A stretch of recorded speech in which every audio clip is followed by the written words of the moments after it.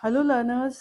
आज हम लोग पढ़ने जा रहे हैं कक्षा 8 की पुस्तक है हिंदी की मल्हार। और उसका लेसन नंबर 2 है जिसे लिखा है विश्व साहनी ने। और लेसन का नाम है दो गौरैया। गौरैया मतलब चिड़िया। और सबसे बढ़िया बात है कि इस लेसन में एक शब्द का इस्तेमाल किया गया है, मल्हार। और उसी शब्द पर आपकी बुक का नाम पड़ा है। तो बहुत ही खूबसूरत सी कहानी है जिसमें जो पहले तो आपको बड़ी मज़ेदार लगेगी और लास्ट में पहुंचने तक इमोशनल जर्नी के साथ में होगी। तो चेहरे पर मुस्कुराहट लाइए और शुरू करते हैं हम अपना पाठ। घर में हम 3 व्यक्ति रहते थे, माँ, पिताजी और मैं। पर पिताजी कहते हैं कि यह घर सराय बना हुआ है। हम तो जैसे यहाँ मेहमान हैं, घर के मालिक तो कोई दूसरे ही हैं। आंगन में आम का पेड़ है, तरह तरह के पक्षी उस पर डेरा डाले रहते हैं। जो भी पक्षी पहाड़ियों घाटियों पर से होता हुआ दिल्ली पहुंचता है, पिताजी कहते हैं कि वह सीधे हमारे घर आ जाता है, जैसे हमारे घर का पता लिखवा कर लाए हों। यहाँ कभी तोते पहुंच जाते हैं तो कभी कौवे, कभी तरह तरह की गौरैया। वह शोर मचाते हैं कि कानों के पर्दे फट जाएं। पर लोग कहते हैं कि पक्षी गा रहे हैं। घर के अंदर भी यही हाल है। बीसियों तो चूहे भसते हैं, रात भर एक कमरे से दूसरे कमरे भागते फिरते हैं। वह वहां धमा चौकड़ी मचती है और हम लोग ठीक तरह से सो भी नहीं पाते हैं। बर्तन गिरते हैं, डिब्बे खुलते हैं, प्याले टूटते हैं। एक चूहा अंगीठी के पीछे बैठना पसंद करता है, शायद बूढ़ा है, उसे सर्दी बहुत लगती है। एक दूसरा है जिसे बाथरूम की टंकी पर चढ़कर बैठना पसंद है, उसे शायद गर्मी बहुत लगती है। बिल्ली हमारे घर में रहती तो नहीं, मगर घर उसे भी पसंद है, वह भी कभी कभी झांक जाती है। मन आया तो अंदर आकर दूध पी जाती है, ना मन आया तो बाहर ही फिर आऊंगी, ऐसा कहकर चली जाती है। शाम पड़ते ही दो तीन चमगादड़ कमरे के आर पार पंख फैलाए कसरत करते रहते हैं। घर में कबूतर भी हैं, दिन भर गुटरगू का संगीत सुनाई देता रहता है। इतने ही में नहीं, हमारे घर में छिपकलियां भी हैं और बर्रे बर्रे मतलब पीले रंग के ततैये होते हैं, जो काटते हैं तो बहुत तेज दर्द होता है। और चींटियों की तो जैसे फौज छावनी डाले हुए है। अब एक दिन दो गौरैया सीधी अंदर घुस आई और बिना पूछे उड़ उड़कर मकान देखने लगी। पिताजी कहने लगे, मकान का निरीक्षण कर रही हैं, उन्हें यह रहने योग्य लगेगा तो रहेंगी। कभी वे रोशनदान में जा बैठती, कभी खिड़की पर, फिर जैसे आई थी वैसे उड़ के भी चली गई। पर 2 दिन बाद हमने क्या देखा कि बैठक की छत में लगे पंखे के गोल में उन्होंने अपना बिछावन बिछा लिया है, सामान भी ले आई हैं। और मजे की बात तो ये है कि बैठकर गाना गा रही हैं। जाहिर है घर उन्हें पसंद आ गया था। माँ और पिताजी दोनों सोफे पर बैठे और उनकी ओर देखे जा रहे थे। थोड़ी देर बाद माँ सिर हिलाकर बोली, अब तो ये यहीं उड़ेंगी। पहले इन्हें उड़ा देते तो उड़ जाती, अब तो बस इन्होंने यहीं घोंसला बना लिया है। इस पर पिताजी को गुस्सा आ गया। वह उठ खड़े हुए और बोले, देखता हूँ कैसे रहती हैं यहाँ। गौरैया मेरी आगे चीज ही क्या है, मैं अभी बाहर निकालता हूँ। छोड़ो जी, चूहे तो निकाल नहीं पाए, अब चिड़िया निकालोगे, माँ ने व्यंग्य किया। माँ की कोई बात व्यंग माँ जब कोई बात व्यंग में कहती तो पिताजी उबल पड़ते। वे समझते कि माँ उनका मजाक उड़ा रही है। वह फौरन खड़े हुए और पंखे के नीचे जाकर जोर से ताली बजाकर मुंह से शू शू कहा, बाहें झुलाई।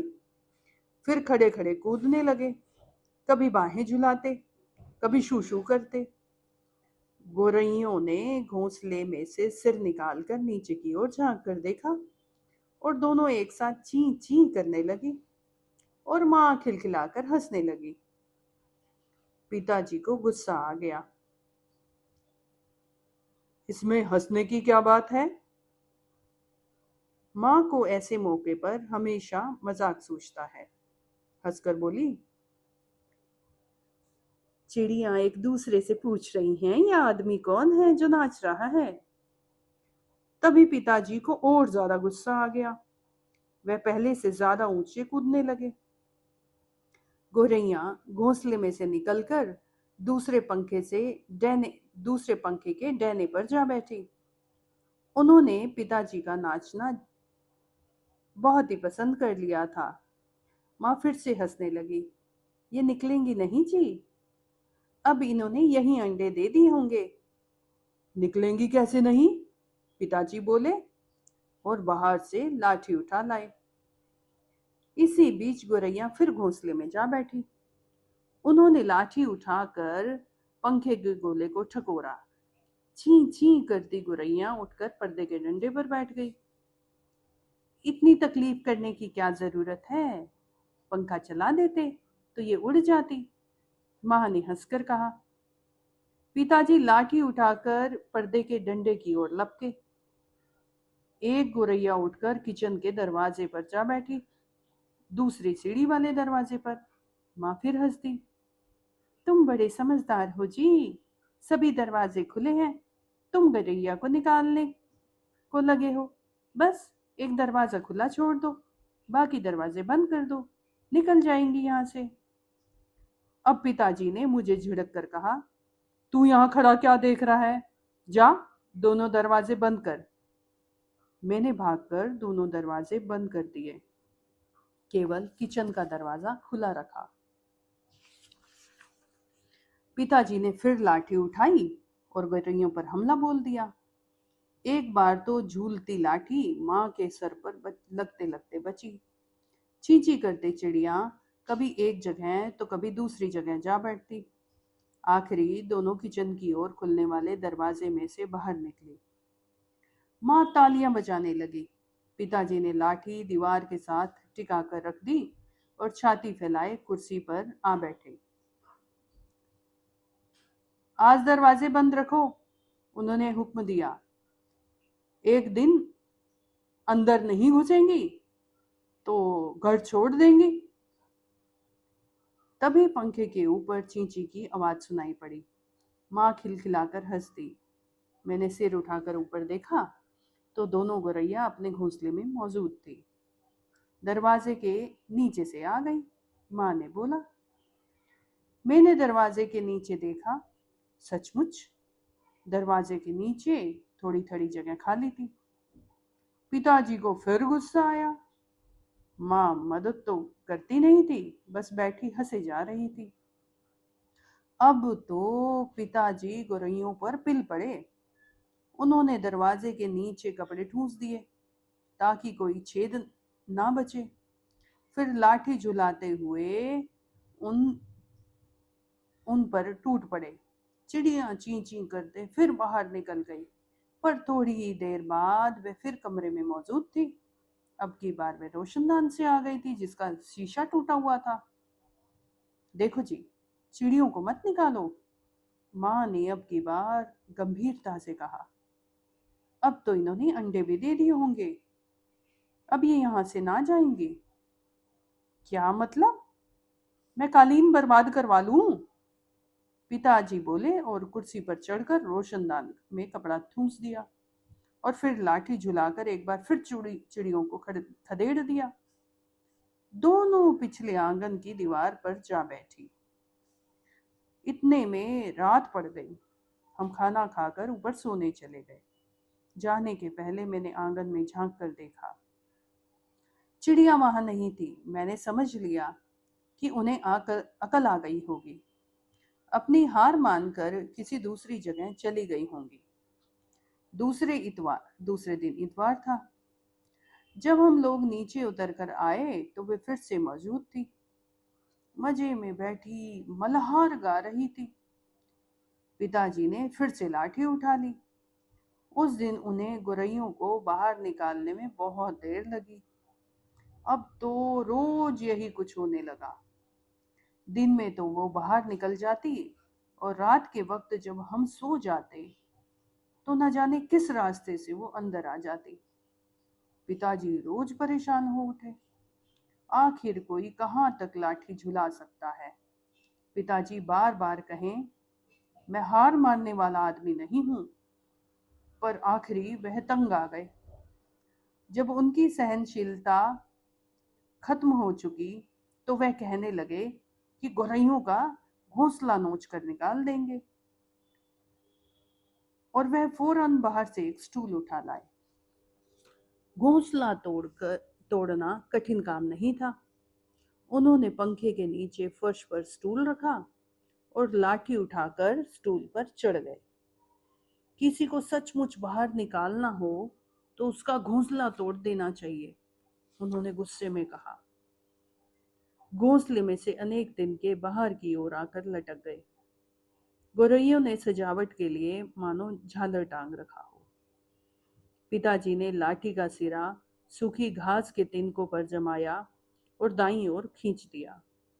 दो तिनके घोंसलों में से अलग हो गए और फरफराते हुए नीचे उतरने लगे। चलो, तिनके तिनके तो निकल गए, माँ हंसकर बोली। अब बाकी 2000 तिनके भी निकाल दो। तभी मैंने बाहर आंगन की ओर देखा।